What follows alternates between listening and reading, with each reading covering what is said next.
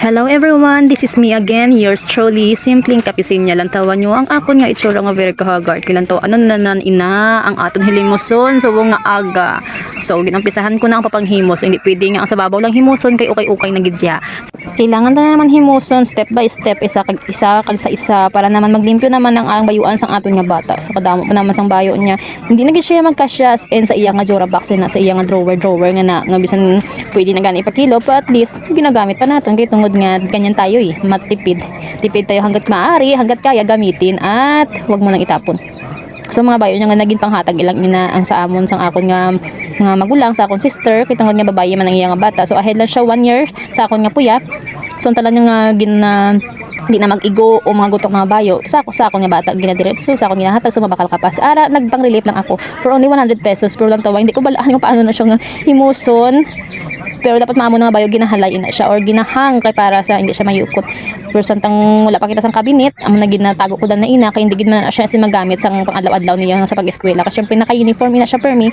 Kag ina hatag lang man ina sang akon nga magulang sa mga dress niya. Wala ko kabakal gid asin sang damo-damo niya nga mga bayo. Ang laban dira pinanghatag kag ang iban sina mga relief lang nga mga baratuhon for only 50 pesos, 100 pesos. Amo na siya wala ko kabakal sa mga branded kay luwas sa wala na ta kwarta, mas nasayangan ako kung libo ang bilis ang mga bayo.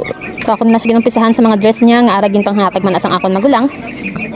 Dugay na ina siya ganina gamit ko. So ako na siya ganina kailangan i-dispose na kay hindi na gid mag-igo man sa iya sa may araman kami nga pag-umangkon nga 1 year old pa lang. So ako siya naman ang magipasahan sang amon nga mga bayo. Pasa-pasa lang ganyan naman talaga tayo mga Pilipino, di ba? Sa mga magulutod nga may mga babae or lalaki, pasa-pasa lang samtang kaya pa, samtang pwede pa suotin na pasa-pasa lang sa mga gamit sa mga pwede ka syempre pamilya man diba makatipid kasi na so ara 50 pesos may ara man ko tatlo siya na baka sa relipat so amo sinangakon nga pag-arrange ang iya nga bayo. So, let's just see the final result karon kung makatapos na ina ara hatag man ina gyapon sang akon nga utod ang paryosin na do ang ano na lang gid go pirilion lang ang nabakal ko do tano sila nan hatag lang ina siya.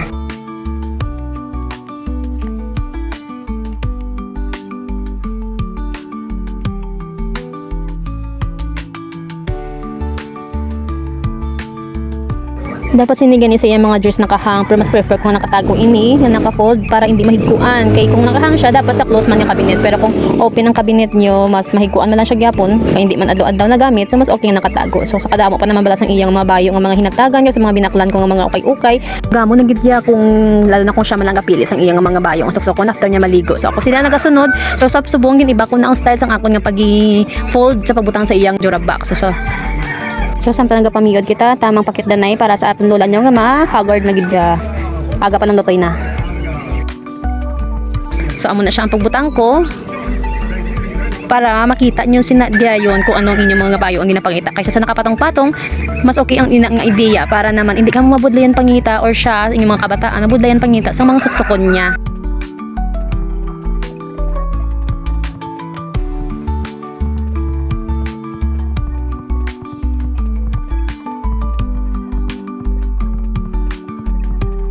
So samtang gina-separate ang panglakat niya, ang iyang pangbalay, ang iyang mga short, ang iyang mga bisbida, ang iyang mga blouse, panyo, mga underwear niya. So ginkayo ko danay ang side sa akong jurabox nga lumang-luma na gidyok. So ligin hatag lang ganina sa amon ha. Kay pero ihaboy na tani ina so ginpangayo ko na lang para at least di ba masayangan ako. Charan, this is it pansit man namin na siya tulokon kung kainang gumon-gumon kung kaina garalapaw pa ang mga bayo niya sang akon nga puya. So buong naka-organize na siya sa dress, mga bestida nga panlakat niya. Mas madali mo siya mapamakita kung anong gusto niyo pangitaon, kung ano niyang gusto niyo suksukon. Kaysa doon sa dating nga nakaayos nga nakapatong-patong, kailangan mo palang tawon ang mga ara si dalom. Di ba mas okay kung ganyan? Makita mo na siya dayon ang gusto niya makita, hindi na kailangan nga okayon gisang damo-damo, di ba? So as the result, mayo man kinalipay man ang angkon nga bata nga manami na kuno iya bayuan, hindi na kuno ukay-ukay. So nalipay na gid siya.